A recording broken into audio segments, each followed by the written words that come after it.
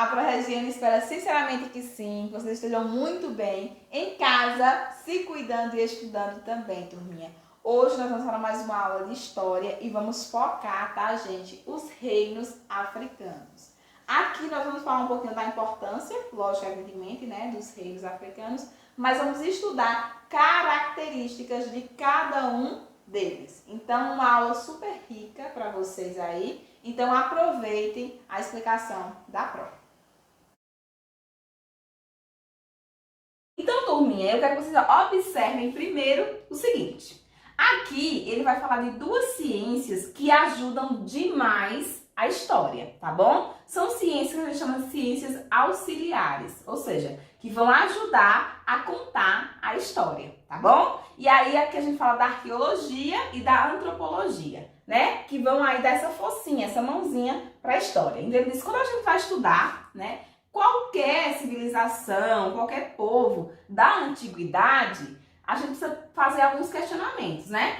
Observar algumas coisas que intrigam para poder entender como funciona. Então, ele diz que a gente precisa fazer o seguinte: como e por quê? Fazer esses questionamentos para poder entender como funcionava aquela civilização. E aí, eu trouxe o exemplo aqui, né, das pirâmides do Egito. Então, como é que os historiadores começaram a entender como funcionava, como foi construída? Fazendo, né, a partir do momento que descobriram essas construções tão importantes, fazendo esse questionamento. Como foi construída essas pirâmides? Então, vamos buscar entender como foi construída. E por quê? Para que elas foram construídas? Então, a partir disso, turminha, vai se ter as respostas, aí vai se buscar essas respostas históricas. Então, observe o seguinte.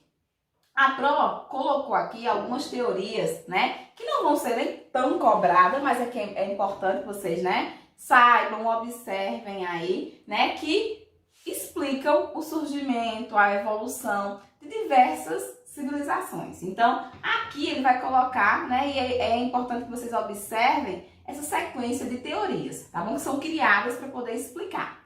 A primeira é a evolucionista, tá bom? O evolucionismo. Assim como aquele, né, que a gente já comentou que fala da natureza, essa teoria, ela diz que a cultura de cada povo, né, também passou por processo que saiu de um estágio primitivo, ou seja, que saiu de um estágio mais atrasado, vamos colocar assim, né, para um mais avançado. Então, começa aqui e vai evoluindo até chegar em um ponto aí, né, bem mais avançado. A teoria, né, que fala sobre o evolucionismo na cultura, tá bom? Não é aquele ligado aí a Charles Darwin. Então, turminha, aqui a gente tem uma outra teoria. Basicamente, as três teorias que eu vou apresentar agora, no início da aula, elas vão ter a mesma ideia, tá bom? Só que aí como vão ser criadas, né, por pessoas diferentes, aí dá um outro nome, tá bom? Então, a monogeísmo, né, o monogeísmo ou a monogeísta, essa afirma, né, que as civilizações seguiram o mesmo estágio evolutivo.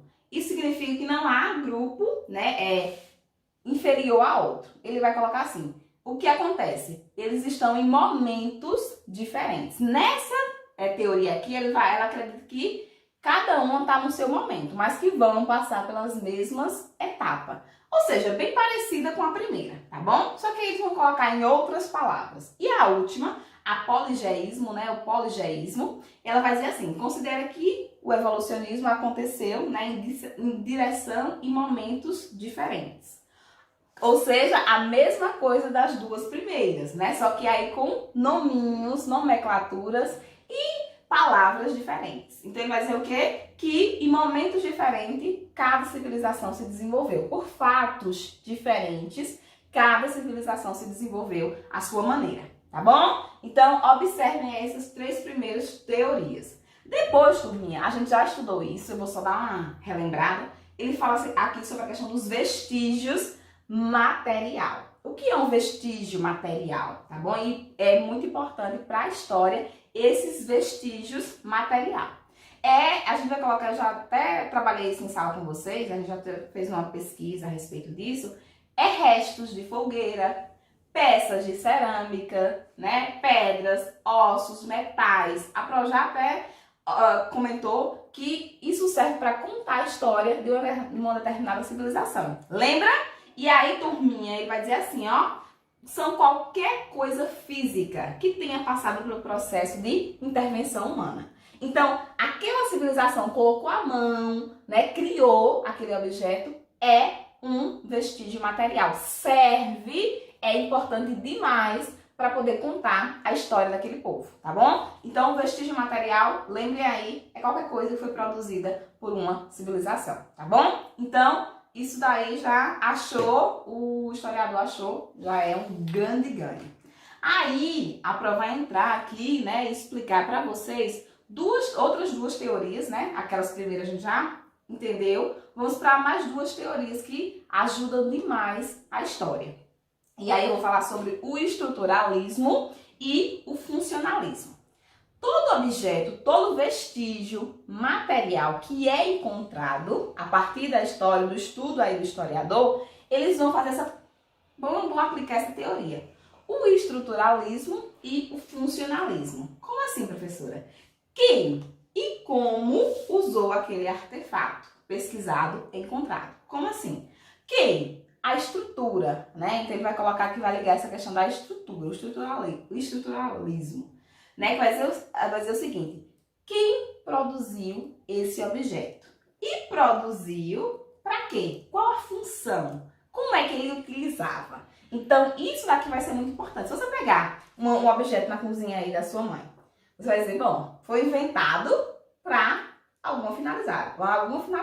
Alguém inventou para alguma finalidade. É a mesma coisa. Quando se acha um objeto histórico, os historiadores aplicam essas teorias, o estruturalismo e o funcionalismo, para dizer justamente isso. Quem criou? Para quê? Qual é a função dentro daquela sociedade, daquele objeto? Tá bom, turminha? Então, é muito importante que vocês observem essas teorias aí, tá bom? Para poder entender aí, se situar. Outra coisa que ele fala aqui, que havia uma migração das técnicas. Então, como as culturas naquele momento tinham aquela questão de invadir, né, por conta de guerra, né, ocupar os espaços, né, fazer esse processo de invasão e depois ocupar, eles acabavam misturando muita coisa. Então, é importante na história saber quem inventou, porque você pode encontrar aquele mesmo objeto em várias culturas. Tá bom? Só precisa entender quem foi o primeiro a criar aquele objeto, porque aí vai ser, né, daquela civilização aquele achado. Porque você vai encontrar em outras por conta dessa mistura, dessa ocupação, por conta de guerra e tudo mais, que a gente já viu que sempre acontece, né, nas civilizações. Então tem que ficar de olho nisso tudo, tá bom? Então a missão do historiador, ela é bem complicada e detalhada, tá bom, turminha? Para trazer um pouquinho de informação aqui para vocês. Agora, nós vamos entrar nos povos africanos. Turminha, aqui, né, a prova vai falar dos povos africanos, não como a gente conhece hoje, a partir do viés da história. Então, ele vai colocar aqui, ó, África Antiga, as primeiras civilizações. Muita gente pensa que a África só surgiu a partir do movimento ali dos escravos, né? Então, a partir da escravidão aqui, surge a África. Não.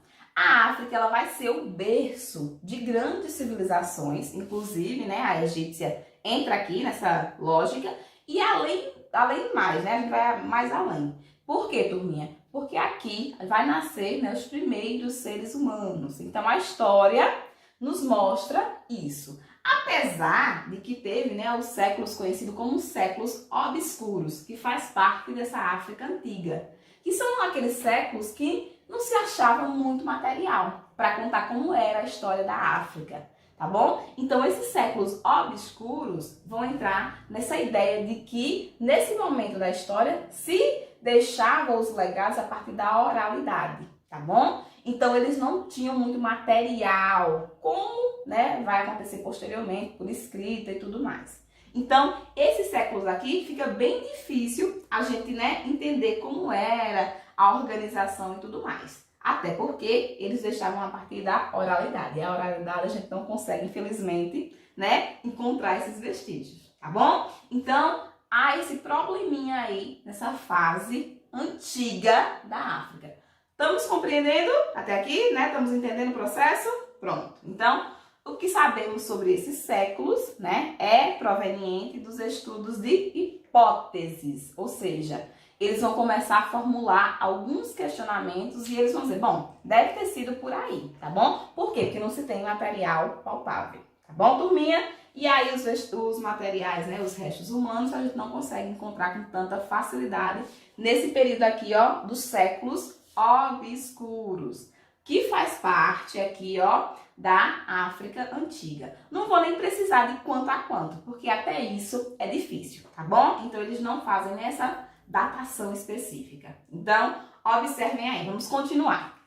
Depois, a gente passou, né, pela Revolução Neolítica. Primeiro, a gente tá no Paleolítico, lembra? A gente vai lembrar daquelas fases da pré-história. Depois, a gente passa pela Revolução Neolítica. No Neolítico, o que a gente teve de ganho? Observa aí, lembra aí. Exatamente, a revolução da agricultura, né? Eles começaram a entender como é que funcionava a agricultura. E aí passaram a se sedentarizar, ou seja, se fixar em um determinado local. A partir desse momento que eles se fixaram em um determinado local, a gente já consegue encontrar muito mais vestígios, tá bom? Até porque essas civilizações já deixavam um legado maior. E aqui é que entra um exemplo, né? É a sociedade egípcia. Os egípcios, a gente encontra, turminha, uma grande quantidade de informação sobre eles. Por quê? Porque eles, ó, se fixaram em um determinado local. E aí a gente tem, né, muito material sendo deixado ali como exemplo, né, como fonte de estudos, tá bom? E aí facilita demais. E aí, nesse período aqui do Neolítico, a gente vai entender que vai ser o berço da Revolução Agrícola, tá bom? Vamos ligar a isso daqui. Bom, então agora a gente vai falar de algumas, né, civilizações que são muito importantes nessa fase, né, da África. E aí eu quero que vocês observem aqui que a gente vai colocar. Primeiro, a Nok, né? A gente chama essa civilização de Nok justamente, né, por conta dela ter uma estrutura muito interessante, tá bom? E aí eles vão entender que na fase dos metais, né, depois do Neolítico, a gente vai ter a idade dos metais. Lembram? Que vai ser a idade que eles começam a trabalhar com os minerais, e aí, né, o ferro e tudo mais, né? Então, isso daqui vai possibilitar que a gente tenha um grande salto de uma grande civilização aqui da África, que vai ser os Nok. O Nok, ele vai trabalhar com uma prática que é bem característica dele, que vai ser o terracota. Esse terracota seriam esculturas, ó, para colocar até um exemplo aqui para vocês. Seriam esculturas, né, de barro cozido. E aí eles faziam grandes monumentos que representavam como era a organização dessa sociedade. Então, o grande legado dessa civilização, que vai ser a primeira daqui da África Antiga, que a gente vai falar, vai ser essa Nok. E o ponto central vai ser esses legados, né, esses objetos e tudo mais nesse terracota, que vai ser esse materialzinho aqui, né? E aí eu coloquei até um exemplo dessa escultura aí, né, que representava uma questão, né, religiosa, pelo que, né, parece, tá bom? E aí eles, a partir disso, eles também utilizavam materiais, né, a partir do ferro, né, já mais utilizando a questão da metalurgia, tá bom? Então, aqui a gente vai ter os grandes legados dessa primeira civilização. Depois, a gente vai para o reino, né, o reino de Kuché, ou Núbia, tá bom? Como muitos historiadores colocam aí. Então, quais são os grandes legados desse reino aqui, tá bom? Que é também uma civilização. É importante que vocês entendam que ele se localiza nos atuais, né, onde está atualmente o Sudão e o Sudão do Sul, tá bom, gente? E aí vai ali ficar próximo ao rio Nilo também, tá bom? Do Egito. Então, isso corresponde ao que seria a Núbia Antiga. Esse reino aqui, observa, sexto ano, observa o que a Pro está falando aqui, preste atenção.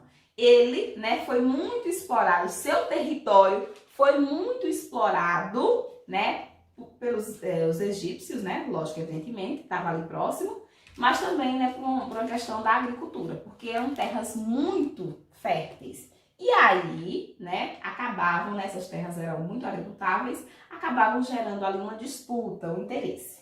E aí, a administração egípcia fazia o quê? Dominava aquele povo para poder utilizar aquelas terras também, tá bom? E aí, por esse fator, por essa administração dos egípcios aqui, turminha, ele foi dividido em dois, tá bom? Fazendo referência ao quê? Como foi que eles dividiram? As cataratas aí do Rio Nilo, tá bom? Então, eles fizeram a divisão desse reino e aí ficou o Uati, tá bom? Que ficou aí na primeira catarata, do Alto Nilo até a primeira catarata.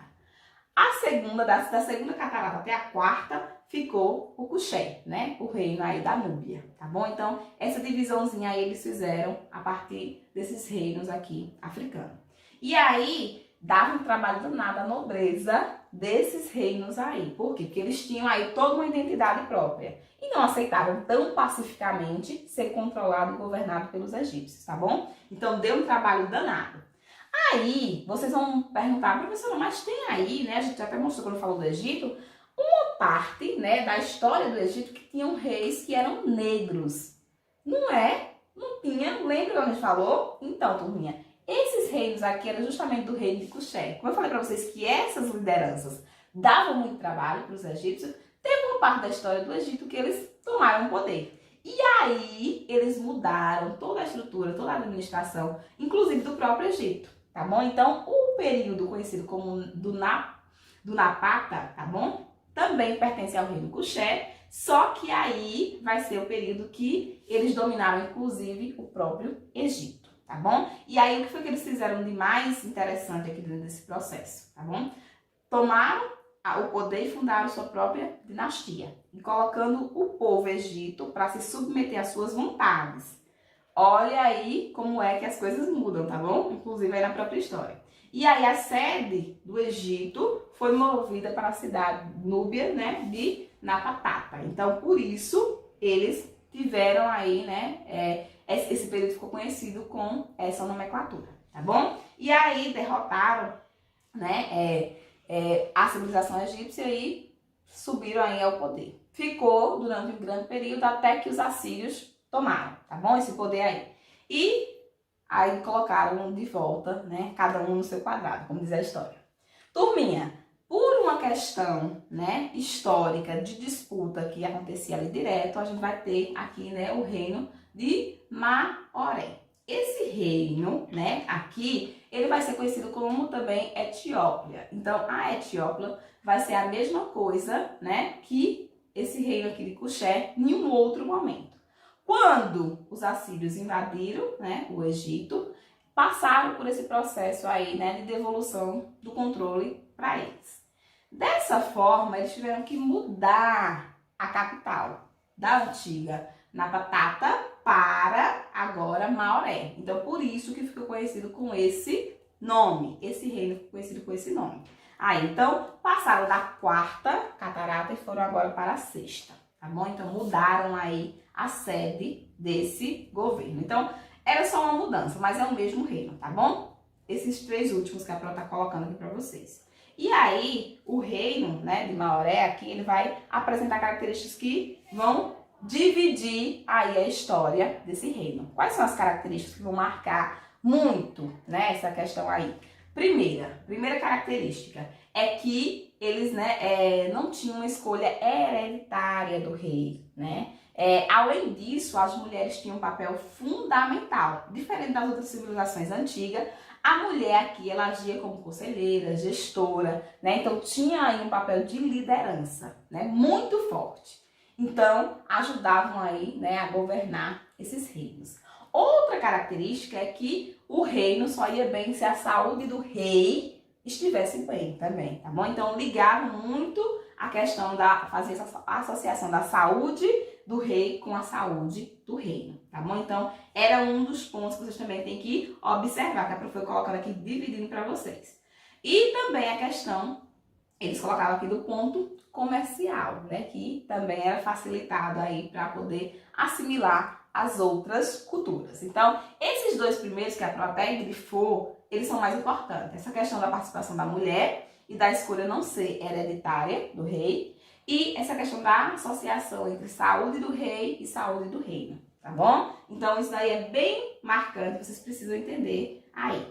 A questão das áreas agrícolas também pertencia ao rei. Os demais só trabalhavam ali, né, só como servos para poder desenvolver e produzir. E aí, gente, também outra característica aqui, os reis também aí, né, desse reino de Kuché, também eram colocados em pirâmides. Só que eram pirâmides diferentes da do Egito, tá bom? Tinha uma estrutura mais pontiaguda e eram bem menores, tá bom? Então essas são as características. E a gente vai lembrar aqui da África mesmo, né? O Egito vai ser o ponto central. Essas outras que a Pro está citando aqui, né?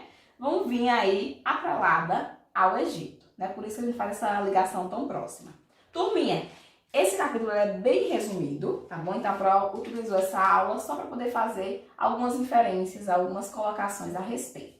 Estudem o material, acompanhem bem direitinho, tá bom? Para vocês não ficarem com nenhuma dúvida. Mas é bem simples, né? A gente falou só de 2 reinos, né? Os outros períodos que a Prof foi colocando aqui vai estar ligado ao mesmo reino em momentos históricos diferentes, tá bom? Fiquem com Deus e até o nosso próximo momento, ó. Cheiro!